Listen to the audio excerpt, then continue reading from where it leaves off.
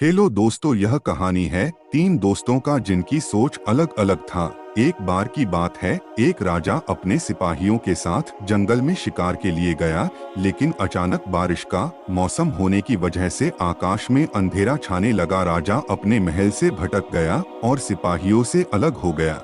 भूख, प्यास और थकावट की वजह से उस राजा की हालत बहुत बुरी हो गई थी। राजा बहुत परेशान हो गया, लेकिन कुछ वक्त बाद राजा को तीन बच्चे दिखाई दिए। तीनों जी बच्चे काफी अच्छे दोस्त लग रहे थे। राजा ने उन तीनों बच्चों को अपने पास बुलाया और कहा, क्या तुम मेरे खाने के लिए खाना और पीने के लिए पानी ला सकते हो? ये सुनकर तीनों बच्चों ने कहा, जी हम अभी घर जाकर आपके लिए कुछ लेकर आते हैं। ये कहकर तीनों बच्चे अपने गांव की तरफ भागे और अपने अपने घर से राजा के खाने के लिए काफी कुछ ले आए। राजा बच्चों के जोश और प्यार को देखकर बहुत खुश हुए और तीनों बच्चों से एक सवाल पूछा, बच्चों मुझे आज तुम तीनों से मिलकर बहुत खुशी हुई है। तुम अपने जीवन में क्या करना चाहते हो, मुझे बताओ, मैं तुम्हारे लिए कुछ करना चाहता हूँ। बोलो तुम्हें क्या चाहिए? ये सुनकर तीनों बच्चे कुछ देर तक सोचते रहे और फिर थोड़ी देर में उनमें से एक लड़के ने कहा, मुझे धन चाहिए। मैंने कभी दो वक्त की रोटी नहीं खाई, कभी अच्छे कपड़े नहीं पहने, इसलिए मुझे सिर्फ धन ही चाहिए। राजा ने कहा, ठीक है, मैं तुम्हें इतना धन दूंगा कि तुम हमेशा खुश रहोगे। ये सब सुनकर इस बच्चे की खुशी का ठिकाना नहीं रहा। अब दूसरे बच्चे की बारी थी, तो राजा ने दूसरे बच्चे से पूछा, बताओ तुम्हें क्या चाहिए? दूसरे बच्चे ने कहा, मैं चाहता हूँ कि मुझे एक बंगला और घोड़ा गाड़ी दे मिल जाए, क्योंकि मेरा घर छोटा है और बहुत बुरी हालत में हूँ। ये सुनकर राजा ने कहा, ठीक है, मैं तुम्हें बाला और घोड़ा गाड़ी दूंगा। अब तीसरे बच्चे की बारी थी, तो राजा ने तीसरे से पूछा, बताओ तुम्हें क्या चाहिए?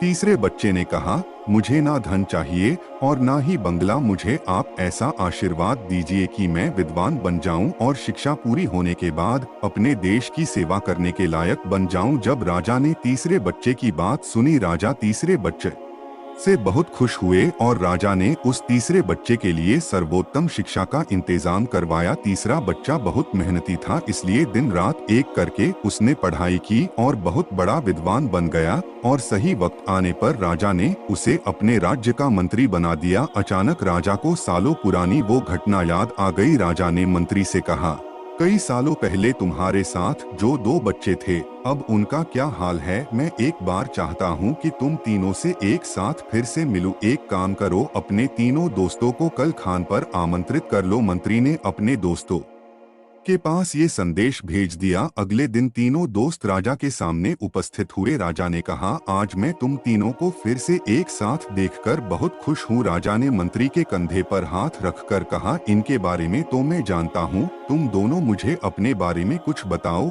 ये सुनकर जिस लड़के ने धन मांगा था, उस लड़के ने कहा, महाराज मैं बहुत परेशान हूँ। आपने जितना धन मुझे दिया था, उतना धन पाकर मैं बहुत आलसी हो गया और मैंने बहुत सी बेकार चीजों में अपने धन को बर्बाद किया और मेरा बहुत सारा धन चोरी भी हो गया। इसलिए मैं आज उसी हालत में हूँ जिसमें आपने मुझे पहले देखा था। ये सुनकर राजा ने दूसरे लड़के से पूछा, बताओ तुम कैसे हो? दूसरे लड़के जवाब दिया, महाराज मेरा भी कुछ ऐसा ही हाल है। मैं तो अपने बंगले में बहुत खुशी और सुकून से रह रहा था, लेकिन कुछ वक्त पहले आई बाढ़ में मेरा सब कुछ बर्बाद हो गया। मैं भी उसी हाल में हूँ जिसमें आपने मुझे पहले देखा था। ये सब सुनकर राजा ने कहा, अब इस बात को हमेशा याद रखना कि धन दौलत संपत्ति हमारे पास हमेशा नहीं रहती, लेकिन ज्ञान और शिक्षा ऐसे अनमोल खजाने हैं जो हमेशा हमारे पास रहते हैं और इसे कोई चुरा भी नहीं सकता। अगर तुम शिक्षा में विद्वान बन जाओगे तो धन और संपत्ति अपने आप तुम्हें मिल जाएंगे। दोस्तों, इस कहानी में हमें यह सीख मिलता है, धन पाने का लालच हर किसी को होता है।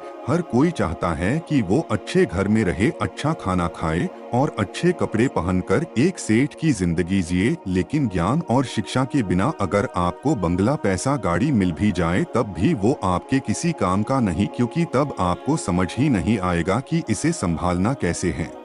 हेलो दोस्तों, आपको हिंदी मोटिवेशनल स्टोरी पसंद है तो हमारे YouTube चैनल को सब्सक्राइब जरूर करें और साथ में ऑल बेल आइकन को प्रेस कर दे ताकि हमारा अगला वीडियो आप तक पहुंच सके। धन्यवाद।